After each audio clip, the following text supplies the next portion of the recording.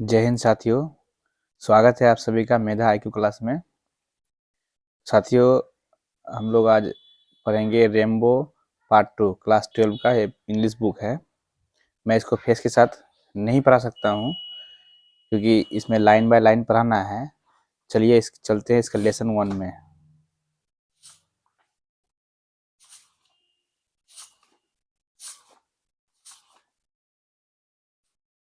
ये लेसन का लिस्ट है। इधर कहानी है, इधर कविता है। ये है लेसन 1 जिसका नाम है Indian civilisation and culture.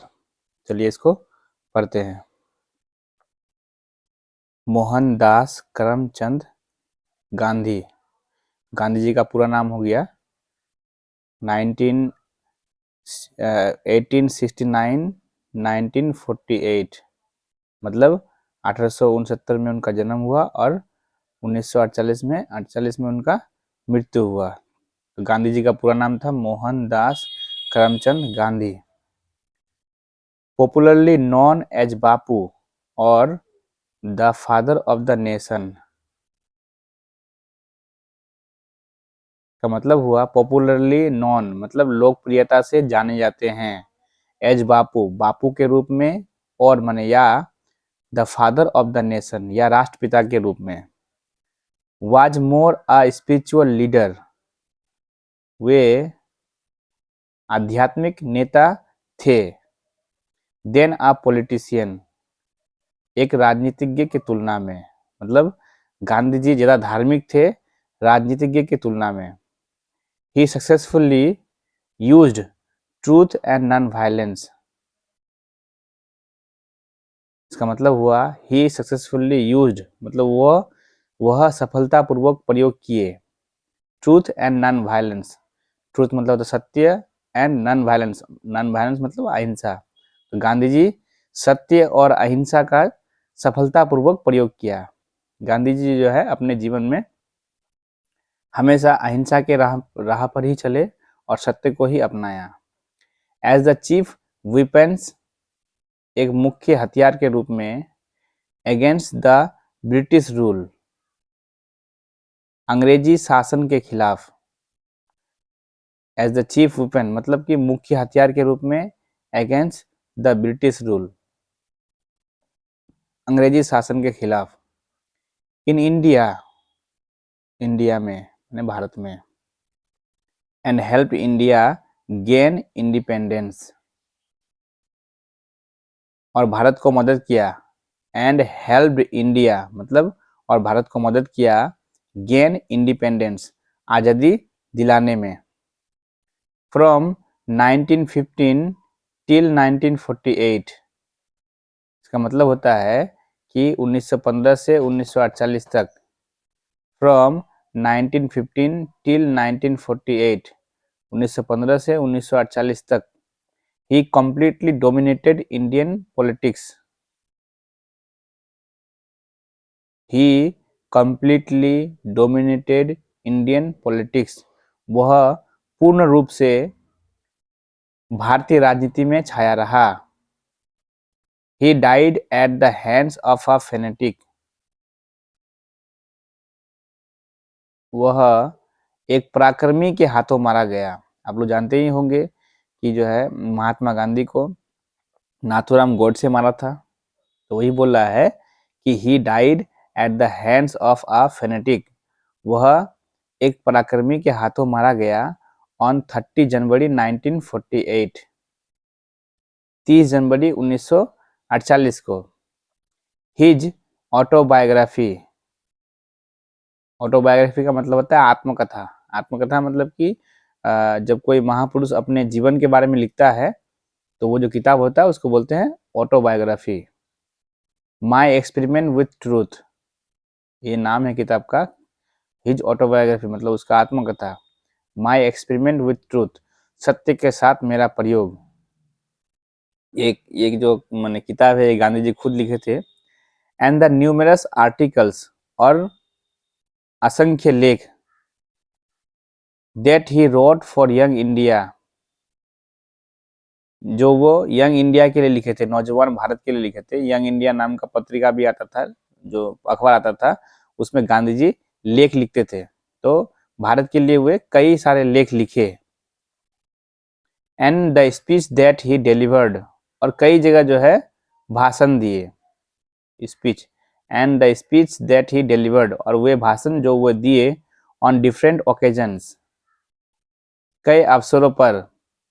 Reveal him not only as an original thinker, वे सिर्फ सही विचारक के रूप में ही नहीं, but also a great master of chaste idiomatic English, लेकिन वह एक शालीनता के पुजारी के रूप में भी उभर कर आया। इसका मतलब हुआ कि वह सिर्फ सही विचारक ही नहीं थे, साथ साथ जो है वो शालीनता के जो है महान पुजारी थे। इसीलिए गांधी जी को आप लोग देखेंगे कि हमेशा वो जो है सिंपल साधारण सा ड्रेस जो है पहन के रहते थे जब भारत में वे आए थे। इसलिए उन्हें शालीनता के पुजारी कहा जाता है। इन द फॉलोइंग एक्सट्रैक्ट, इसका मतलब होता है कि नीचे दिए गए उद्धरण में, जो नीचे दिया हुआ है ना, जो लेसन हम लोग पढ़ेंगे इधर आगे, इंडियन सिविलाइजेशन एंड कल्चर, ये उद्धरण बोल रहा है। इन द फॉलोइंग एक्सट्रैक्ट मैंने नीचे दिए गए उद्धरण में, इंडियन सिविलाइजेशन एंड कल्चर, भारतीय सभ्यता और संस्कृति, जो नीचे दिया हुआ है उद्धरण, इसका नाम है इंडियन सिविलाइजेशन एंड कल्चर, उसी के बारे में बात कर रहे हैं। इंडियन सिविलाइजेशन एंड कल्चर, भारतीय सभ्यता और संस्कृति। Gandhi ji talks about the sound foundation, Gandhi ji talks about the sound foundation, Gandhi ji आधारशिला के बारे में बात करते हैं। किसका आधारशिला? ऑफ इंडियन सिविलाइजेशन, भारत के सभ्यता का। मतलब नीचे जो पार्ट है, लेसन है, इसमें गांधी जी भारत के सभ्यता का आधारशिला के बारे में बात करते हैं। which has successfully withstood, which had successfully withstood the passage of time, जो हजारों सालों से समय के झंझटों को पार करते हुए अभी भी जो है अपने स्थान पर खड़ा है। which has successfully withstood the passage of time, जो समय के झंझटों को पार करते हुए अभी भी इस समय पर खड़ा है। द वेस्टर्न सिविलाइजेशन, इसका मतलब होता है कि पश्चिमी सभ्यता, गांधी जी पश्चिमी सभ्यता के बारे में बोलते हैं। द वेस्टर्न सिविलाइजेशन माने पश्चिमी सभ्यता, which has the tendency to privilege materiality, which has the tendency to privilege materiality, जिसका एक रवैया है, क्या कौन सा रवैया है? मेटेरियलिटी माने भौतिकता को पीछा करने का। Cannot match the Indian civilisation, वह भारत के सभ्यता को मेल नहीं कर सकता है, मतलब कि वो भारत की सभ्यता के साथ नहीं मिल सकता है। गांधी जी कहते हैं कि जो वेस्टर्न सिविलाइजेशन है वो उसका एक रवैया है भौतिकता को पीछा करने का, जिसकी वजह से वो भारत के सभ्यता को मेल भारत की सभ्यता से मेल नहीं खाता है।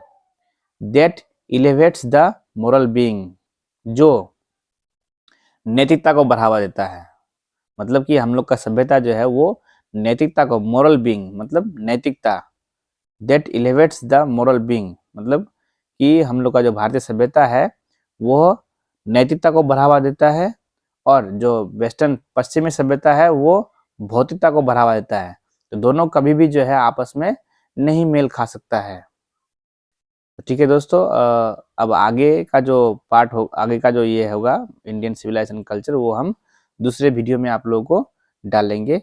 धन्यवाद। और ऐसे इंग्लिश और पढ़ने के लिए, जानने के लिए हमारे क्लास के साथ, मेधा IQ क्लास के साथ जुड़े रहिए। धन्यवाद।